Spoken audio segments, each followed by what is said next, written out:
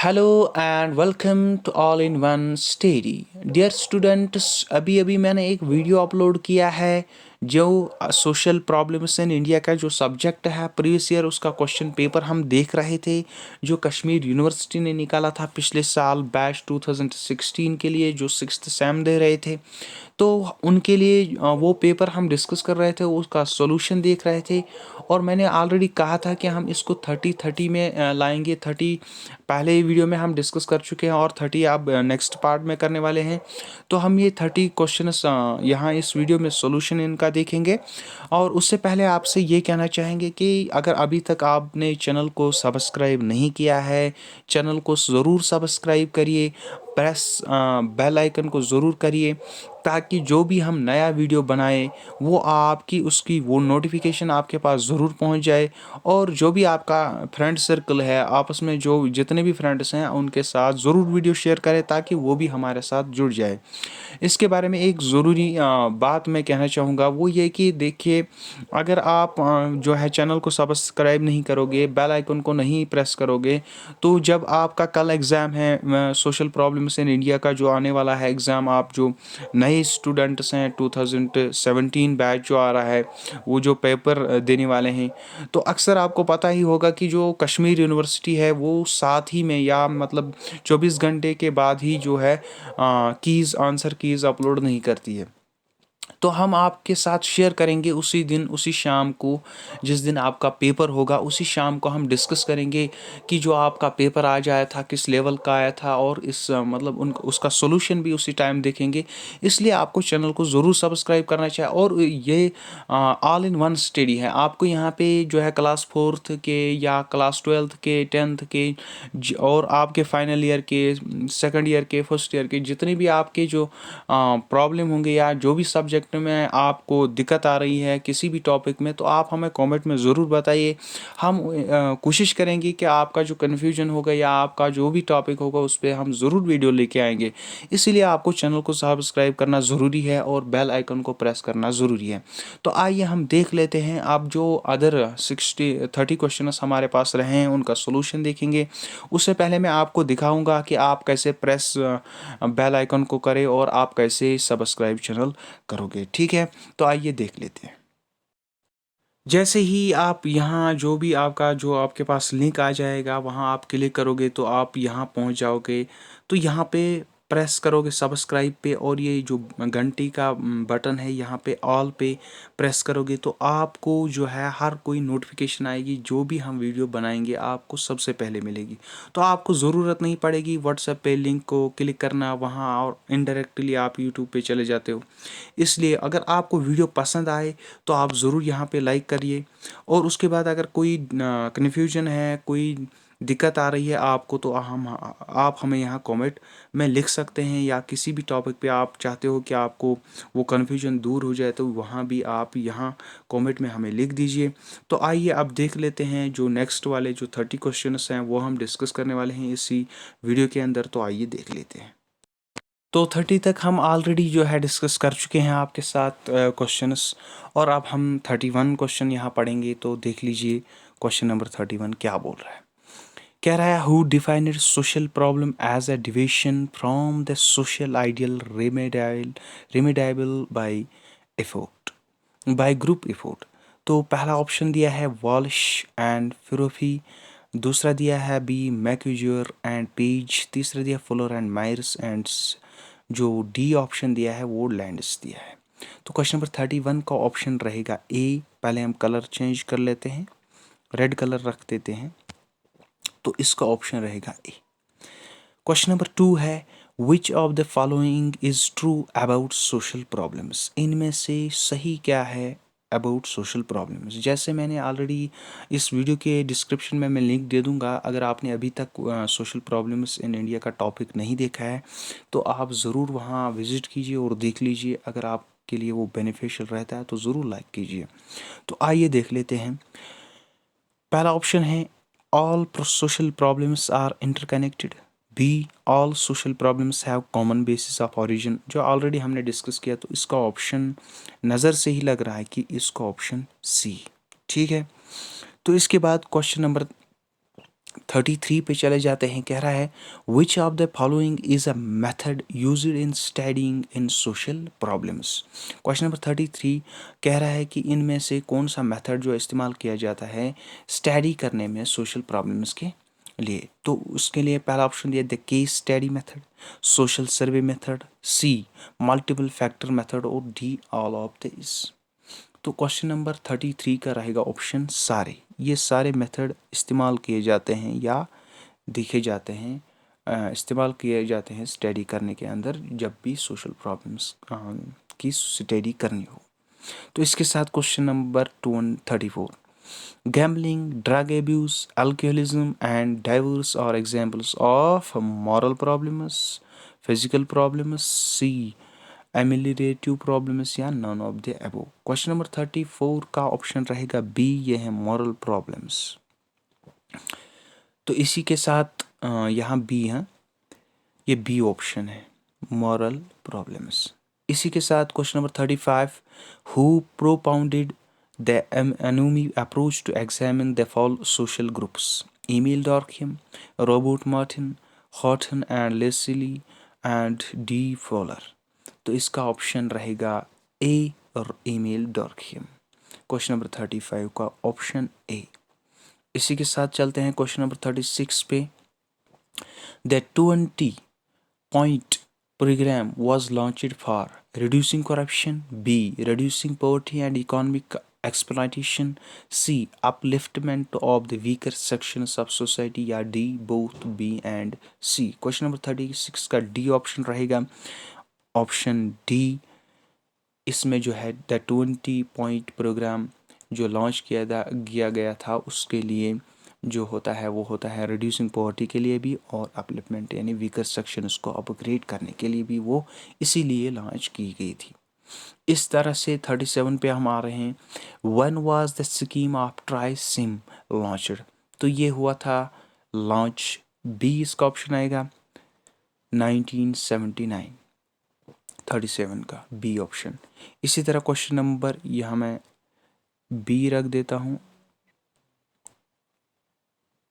तो इसके साथ 38 हु गेव द स्लोगन गरीबी हटाओ।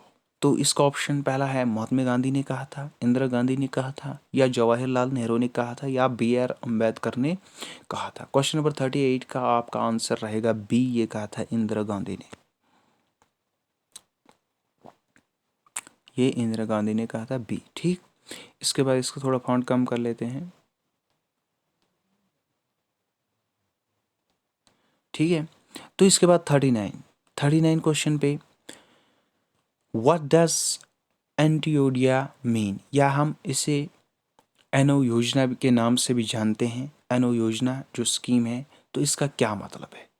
Development of the poorest of the poor, B providing employment to urban youth, C giving food to people या none of these. ये prime minister ने launch किया था तो ये इसलिए इसका जो ऑप्शन रहेगा वो बी सी रहेगा, गिविंग फूड। इनका जो एम था इंदिरा गांधी का उस टाइम वो था गिविंग फूड टू पीपल, खासकर की जो पुअर हों। तो इसके साथ साथ क्वेश्चन नंबर 40 पे व्हेन वाज द जवाहर रोजगार योजना अनाउंस्ड, मई 1977, अप्रैल 1989, अक्टूबर 1980 या जून 1991। क्वेश्चन नंबर 40 का आंसर रहेगा बी, अप्रैल 1989। क्वेश्चन नंबर 41 who defined unemployment as condition involuntary idleness, Blumer, de Mello, Naba Gopal दास या एस सी बोस यानी सुभाष चंद्र बोस। तो ये कहा था नबा गोपाल दास। तो इसका ऑप्शन रहेगा C, Naba Gopal Das. Question number 42 what type of unemployment is found in India, structural unemployment, B seasonal unemployment, C deciduous unemployment या all of the above। India के अंदर कितने किस्मों की जो है अनएम्प्लॉयमेंट देखने को मिलती है, वो सीजनल भी होती है, deciduous भी होती है। तो 42 का ऑप्शन रहेगा डी यानी all of the above। इसी के साथ question number 43, who developed the concept of disguised unemployment?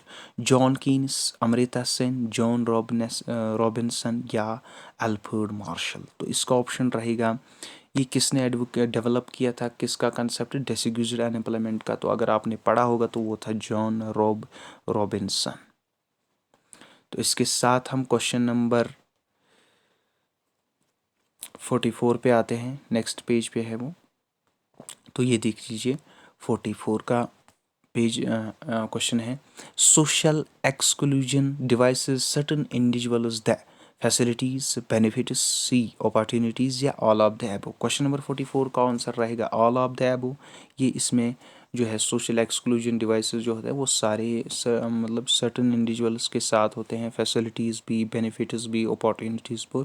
तो इसका मतलब इसका आंसर रहेगा डी, यानी ऑल ऑफ द एबो। इसके साथ question number 45, how many people in India live below poverty line? कितने मतलब कितने लोग हैं जो बिलो पोवर्टी लाइन से नीचे रहते हैं इंडिया के अंदर? तो वो 30 करोड़ हैं, क्या 26 करोड़ हैं, या 240 करोड़ हैं, या नन ऑफ द अबव है? तो इसका ऑप्शन रहेगा बी, 26 करोड़। इसके बाद question number 46, which is not a remedial measure for unemployment? इनमें से कौन सा रेमिडाइल मेजर जो है अनएम्प्लॉयमेंट नहीं है, यानी जिससे हम अनएम्प्लॉयमेंट को मेजर नहीं करते? पॉपुलेशन कंट्रोल है, ये तो है। एजुकेशनल रिफॉर्म, ये भी है। 5 ईयर प्लान, इससे भी। तो पॉलिटिकल रिफॉर्म्स, इसका ऑप्शन आना चाहिए डी, जो इसका जो है रेमिडाइल नहीं है। तो यही ऑप्शन है, इसका डी ऑप्शन है 46 का।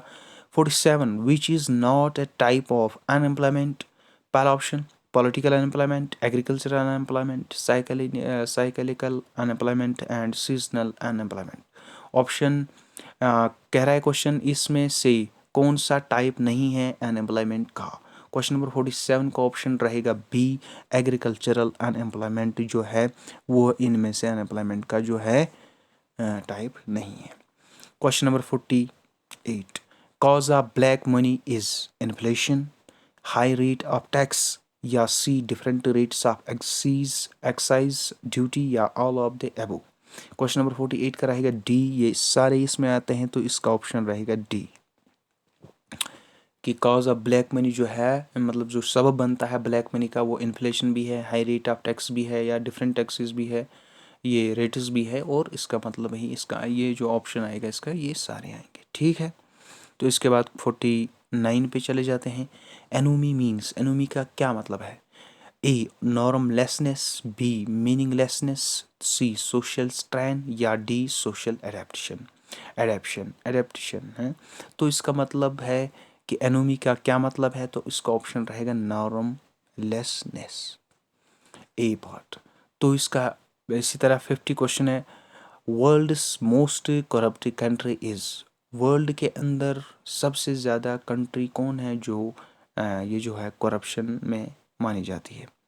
तो इसमें जो है अभी सही से डेटा नहीं है, लेकिन फिर भी इंडिया और ऑस्ट्रेलिया और अमेरिका तो नहीं है।